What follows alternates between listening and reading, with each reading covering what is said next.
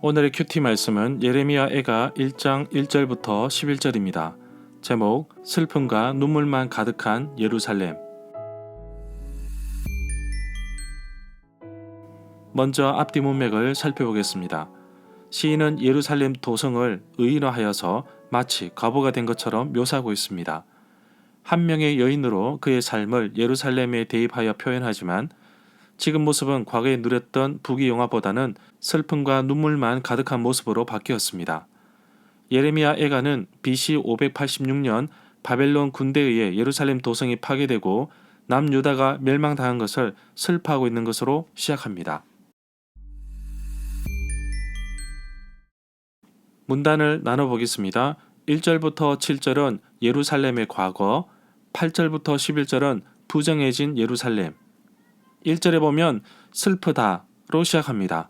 예루살렘을 향한 탄식으로 시작하는데 무너지고 파괴된 예루살렘 성읍을 보고서 이제는 쓸쓸하고 적막한 성으로 변한 안타까운 모습을 시적으로 잘 표현하였습니다. 더욱이 예루살렘을 의인화하여서 과부처럼 묘사하였고 과거엔 여왕이었으나 이제는 노예 신세가 되었다고 한탄하고 있습니다. 예레미야 7장 34절에서는 예루살렘 성읍이 파괴되고 망한 뒤에는 거리에 기뻐하는 소리, 즐거워하는 소리, 신랑의 소리, 신부의 소리가 끊어지고 땅이 황폐하여졌다고 말하고 있습니다. 2절에 보면 예루살렘을 의인화하여서 한 여인으로 묘사하고 있는데 밤에 목 놓아 서러워서 통곡하고 있습니다. 이러한 모습과 유사한 모습을 예레미야 9장 1절에서 말하고 있습니다.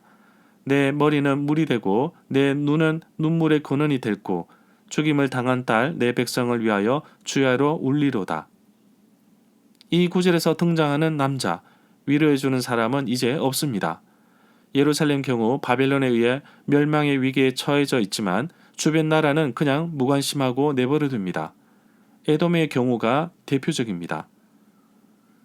3절에 보면 유다가 사로잡혀 본국에서 떠났는데 느부갓네살 왕이 사로잡아간 백성의 수를 예레미야 52장 27절부터 30절에 기록하고 있습니다. 환난과 많은 고난 가운데서 바벨론으로 사로잡혀갔는데 이것은 희망 없는 노예처럼 강제로 연행되어 자신들의 고향에서 쫓겨났다고 볼 수 있습니다. 4절에 보면 절기를 지키는 순례자들이 없기 때문에 제물을 드리는 사람도 없어 이것으로 생계를 유지하는 제사장들은 탄식할 수밖에 없습니다. 명절이 되면 처녀들이 춤을 추며 노래를 부르며 성읍을 가로질러 뛰어다녀서 젊은 남자들이 신부감을 물색하는 기회를 가졌는데 그것마저 사라졌으니 처녀들이 근심할 수밖에 없습니다. 5절에 보면 그들의 원수들이 우두머리가 되고 원수들이 형통하여 번영한다고 말합니다. 그리고 죄가 많은 예루살렘을 여호와께서 벌을 내리시어 고통을 주셨다고 하였고 그 자녀들은 원수에게 사로잡혀 낯선 땅으로 끌려갔다고 말합니다. 예레미야도 여호와께 변론할 때 악한 자들의 길이 형통한 것과 반역한 자들이 평안하다는 것이 왜 그런지 그 까닭을 묻고 있습니다. 예레미야 12장 1절에서 말하고 있습니다. 예레미야는 사랑하는 자가 잊어버리고 찾지 않는 것은 너가 악한 행동을 하였고 죄가 많기 때문이며 그래서 고난을 받고 징계를 받는다고 말하고 있습니다. 그러나 주께서 인생으로 고생하게 하시고 근심하게 하심은 본심이 아니라고 예레미야 애가 3장 33절에서 말하고 있습니다. 어린아이들이 사로잡혀갔다는 것은 역대하 36장 17절에도 나옵니다. 남유다가 멸망할 때 모습을 생생히 기록하고 있습니다. 6절에 보면 예루살렘을 의인하여서 딸 시온이라고 표현합니다. 딸 시온의 모든 영광, 아름다움이 사라져 버렸다고 말합니다. 7절에 보면 지금 예루살렘은 버림받았고 지난 즐거운 날을 기억 속에 되찾지만 이렇게 불행해진 이유를 자신이 죄를 지은 데서 시작됨을 말하고 있습니다. 8절에 보면 예루살렘이 무거운 죄를 짓더니 마침내 조롱거리가 되었다고 말합니다. 예루살렘 자신이 불행해진 이유는 바로 죄를 지은 데 있습니다. 여호와께서는 어루우신데 예루살렘이 여호와의 명령을 거역하였기 때문입니다. 9절에 보면 여인이 해산을 한 후에는 부정하다고 여겨서 사람들 앞에 나갈 수 없었습니다. 레위기 12장 2절부터 5절에서 말씀하고 있습니다. 그 기간도 상당히 길었습니다. 이 표현은 예루살렘이 벌을 받는 가운데 불의함이 드러났다고 본 것입니다.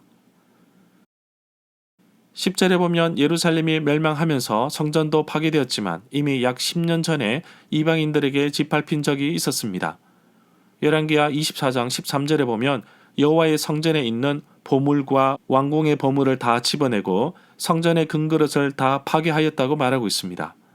예레미야 51장 51절에서도 외국인이 여호와의 성전에 들어가므로 우리가 책망을 들으며 수치를 당하여 모욕이 우리 얼굴을 덮었다고 말하고 있습니다. 11절에 보면 먹을 것이 없어서 어머니의 품에서 숨을 거둘 때에도 어머니들이 말하기를 곡식과 포도주가 어디 있느냐 이렇게 물을 정도였습니다. 절마다 상세한 설명과 구절 해석, 핵심 내용과 중심 줄거리는 네이버 블로그에 올려져 있습니다. 내게 주시는 교훈입니다. 풍요로웠던 예루살렘이 이렇게 된 것의 원인은 바로 죄 때문이라고 지적하고 있습니다. 죄는 어떠한 모양이라도 버려야 합니다. 죄는 하나님과 우리 사이를 갈라놓고 하나님을 바라보지 못하도록 가로막습니다.